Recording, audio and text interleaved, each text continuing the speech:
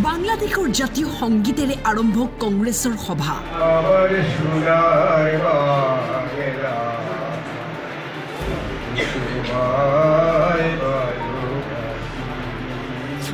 আমাৰ সোনাৰ বাংলা পৰিবেশনেৰে সভা আৰম্ভ কৰিলে কংগ্ৰেছে।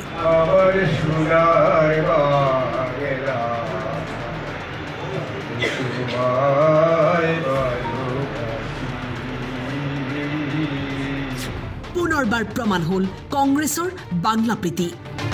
চাওক এই দৃশ্য, কি বুলি কব এনে কাৰ্যক।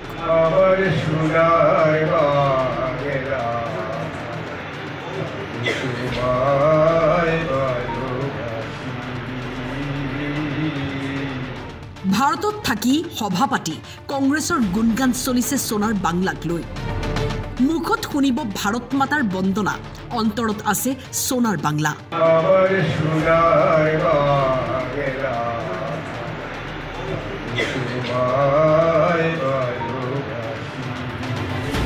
কংগ্ৰেছৰ কাৰ্যনিৰ্বাহক সভাৰ আৰম্ভণিতে বাংলাদেশৰ জাতীয় সংগীত পৰিৱেশন কৰা কাৰ্যক লৈ সৃষ্টি হৈছে তীব্ৰ প্ৰতিক্ৰিয়াৰ।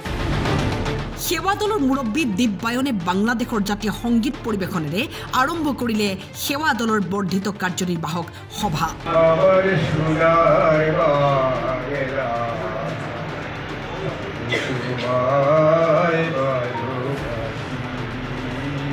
এই কংগ্ৰেছ এইবিলাক আপোনালোকে সকলোৱে জানে কংগ্ৰেছৰ কি অৱস্থা আছে। কংগ্ৰেছে আজি বাংলাদেশ কৈছে আৰু কোনবা ইয়াৰ কৰিব পাৰে। কংগ্ৰেছৰ কথা বাদ দিয়ক, কংগ্ৰেছ এতিয়া ৰাইজে পুৰা বৰাক আৰু ব্ৰহ্মপুত্ৰ নদীত দি পঠাই দিলে, এইটো বাংলাদেশেই গল। আৰু ধিক্কাৰ জনাইছো তেওঁলোকে আমাৰ ৰাষ্ট্ৰীয় সংগীতটো কোনটো আছে এইটো আগত জানিব লাগে। আমাৰ ৰাষ্ট্ৰীয় সংগীত এইটো কেনেকুৱা, এইটো প্ৰটকল কি, ক'ত এইটো চলাব লাগে, ক'ত গাব লাগে, এইটো আগত জানিব লাগে। তাৰ কাৰণে আমি দুখ পাইছো আৰু কংগ্ৰেছে এইবিলাক কাম কৰি থাকে। যিটো পাৰ্টিৰ লিডাৰ যিখিনি আছে, যিটো পাৰ্টিৰ ৱাৰ্কাৰ যিখিনি আছে, সেইখিনি মানে সদায় বাংলাদেশ পাকিস্তান লৈ চিন্তা কৰে আৰু পাকিস্তানৰ কালচাৰ, পাকিস্তানৰ সংস্কৃতি, পাকিস্তানৰ কেনেকা ভাল হ'ব। ইভেন সিন্ধুৰ অপাৰেশ্যনত পাকিস্তান যাতে জয়লাভ কৰে, বাংলাদেশৰ যাতে ভাল হয়, এই কথাবোৰ ইণ্ডিয়াৰ যেতিয়া বেয়া হয় তেতিয়া কিছুমান মানুহে ভাল পায়, বম ফুটাই এনেকা পৰিবেশ আছে। তাৰ মানে কথাটো ক্লিয়াৰ কথা আৰু আচলতে কংগ্ৰেছৰ মাজত বেছি সংখ্যক মানুহে আপুনি চাব জাতীয় সংগীতত যেতিয়া গোৱা হয় তেতিয়া থিয় নহয় আৰু ৰাম মন্দিৰত যেতিয়া নিমন্ত্ৰণ কৰা হয় অফিচিয়েল ষ্টেটমেণ্ট দিয়ে সিহঁতে ৰাম মন্দিৰলৈ সিহঁতে নাযায়। সদায় হিন্দু মানুহক অস্বীকাৰ কৰে, সনাতন ধৰ্মক ৰাহুল গান্ধী অৱমাননা কৰে। যিটো পাৰ্টিৰ কালচাৰ এইটোৱে, ইটো পাৰ্টিৰ পৰা আমি কি শিকিব পাৰি? ইটো পাৰ্টিৰ পৰা কিবা বাংলাদেশৰ সংগীত এইটো ডাঙৰ কথা নেকি? পাকিস্তানৰ সন্ত্ৰাসবাদী, বাংলাদেশৰ সংগীত, বাংলাদেশৰ সংস্কৃতি, পাকিস্তানৰ সংস্কৃতি, পাকিস্তান বাংলাদেশ আৰু পাকিস্তানটো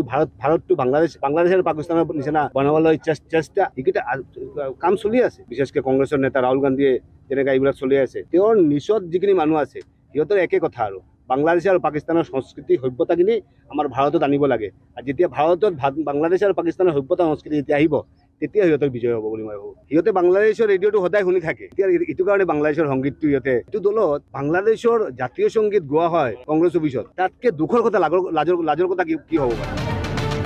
ব্যুৰো ৰিপৰ্ট, টাইম 8।